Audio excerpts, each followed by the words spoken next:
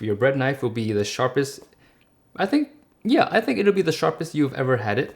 And if it works for you, give the video a thumbs up, okay? This is probably the most requested video or sharpening video on my channel. And it is how to sharpen a bread knife. This knife here is a Mercer Millennial, I believe. Is it Millennia or Millennial? It's one of those. It's been in my collection now since, I want to say, 7 years ago. You can see the blade has seen better days, and the handle is no longer black. It's more of a gray handle now. And you can see it cannot do a push cut at all. Yeah, it's it's not very sharp.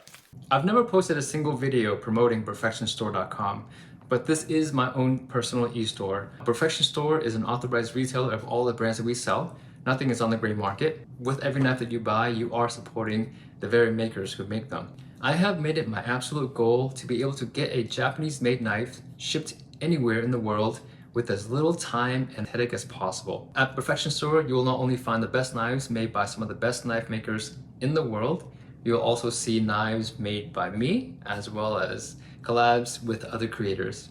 And again, I just want to say thank you, and I hope you enjoy the rest of the video. Now, in the course of research and trying different methods, I have found 3 methods that work fairly well. Today, I'm going to show you the very easiest method to use and the one that I personally use myself. And it involves nothing but a sponge and some sandpaper. I know that sounds kind of crazy, right? But trust me, after seeing this video, you will be an expert, and your knife, your bread knife, will be the sharpest. I think it'll be the sharpest you've ever had it.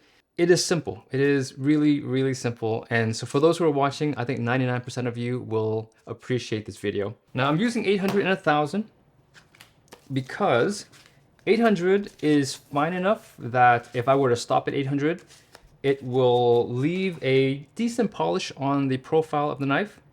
And if I wanted to get a really nice semi-mirror glossy finish, then the 1000 grit will be that paper. Now, if you had 400 grit paper laying around, then go ahead and grab your 400 or 320. I don't recommend going lower than that, mainly because when you go lower than that, it's gonna leave a lot of scratch marks on the profile of the blade, and then you'll have to go up to your 400, 600, 800 to get rid of those scratch marks. It just adds more time. I find that 800 yields a pretty good result. But again, if your knife is extremely dull, then maybe you want to go a little bit lower. So this sheet, I don't know, I want to say is about what, 8 by 4 or 10 by 4, something like that. And then you just cut them to whatever size you need. And this is just a piece that I cut right here. So this technique that you're going to learn today will preserve the scallops while thinning the very top layers of your cutting edge, and at the same time polishing the profile of the blade. Now, fair warning, I'm going to show you everything in real time.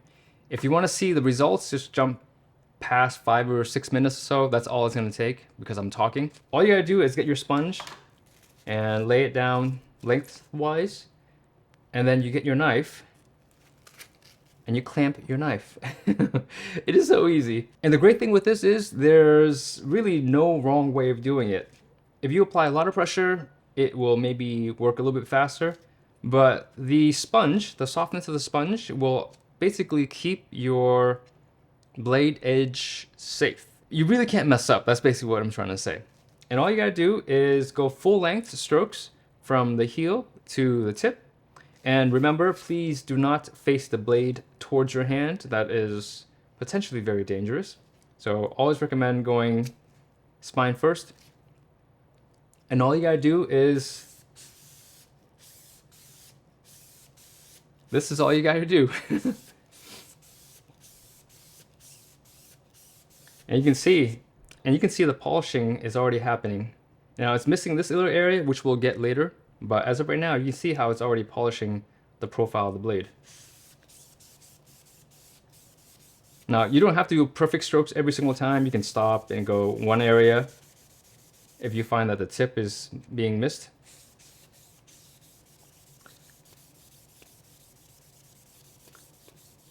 All right, so after about a minute, stop, take a look at your blade. Now what you want to do is you want to run your fingers from the spine to the cutting edge. You should feel no burr at all. There should be no burr of any sort on both sides. There's a tiny bit back here because I didn't touch this area yet. So there's a burr here to about the third scallop. But after that, there is no burr. There's a tiny bit of burr here. Okay, so I'm gonna touch up again.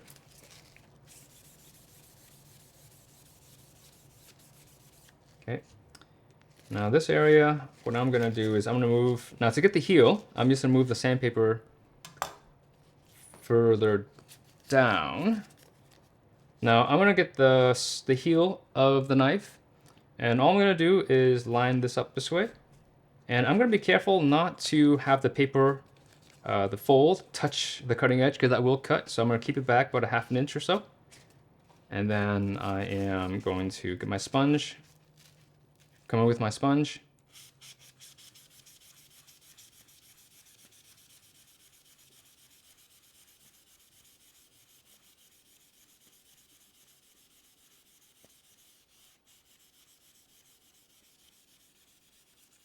Now, you don't have to do it all the way this way. I'm doing it because I felt a little burr right over here in this section.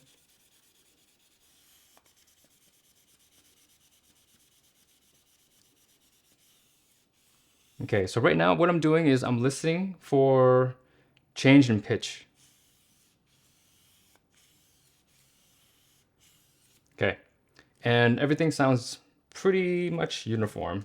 So now I'm going to feel for the cutting edge again, go from spine down towards the cutting edge.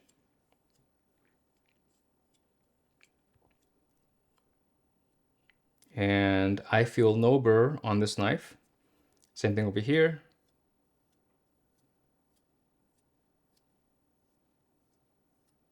Yeah. Okay. So the cutting edge, I think, is ready. Before I even move on, I'm gonna do a really quick cut test. All right, so same paper, and all I'm gonna do is try to do a push cut. Okay, so decent. Yeah, look at that. Yeah, so it cuts. You know, it's hard to keep it perfectly straight. All right, let's put some effort into this push cut right here. Not strength, but focused effort. Yeah, okay. So it's not like a chef knife, but you can compare that to how it was just a couple of minutes ago. And it's decent. For most people, I think you can stop here. For me, 800 grit, this looks pretty good. I'm gonna show you what it looks like on the 1000 grit sandpaper, and you can decide if that's something you wanna do. All right, so same thing, nothing different. There we go, get as close to the handle as possible. And now we're gonna polish.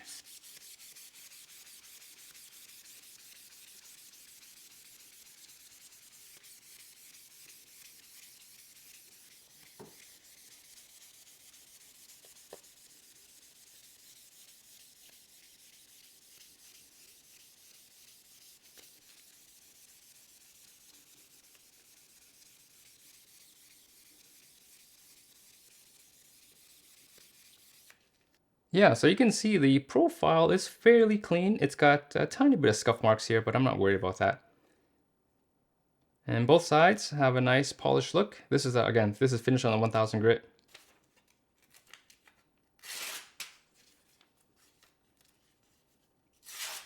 Yeah, it's clean. Not what I would consider ultra sharp, but the edge is clean. Oh yeah, and by the way, this is a brand new cutting board that I'm testing. One of my neighbors in my neighborhood, he makes this cutting board, and this is actually custom made for me, and I love it. Man, it is so nice.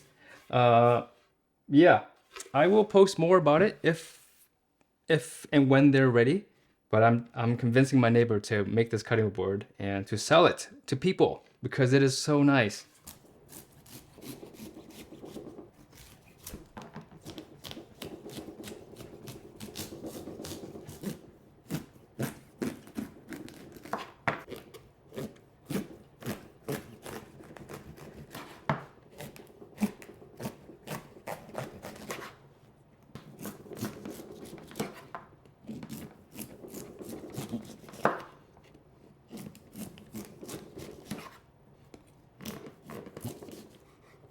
Okay, it cuts fairly well. It cuts substantially better than what I've been cutting with over the last few months. But is it easier than a chef knife? Come on, there's no comparison.